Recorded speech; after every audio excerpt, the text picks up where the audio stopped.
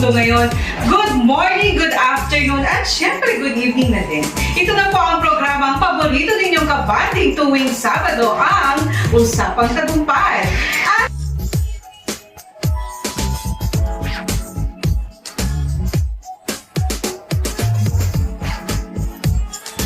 Dream house, madalas nananatiling pangarap na lang yan. Pero alam nyo ba na may isang kumpanya na ang advokasya ay matulungan ang mga mas maraming Pinoy na makapagpatayo ng bahay sa mas magaan na paraan?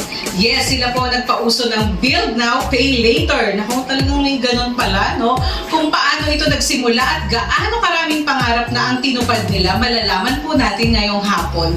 Pero isa pa sa introduction na gusto kong sabihin tungkol sa bisita na ito na bago lang magprograma ay nalaman ko. Talaga palang itong bisita natin ay isa pong survivor.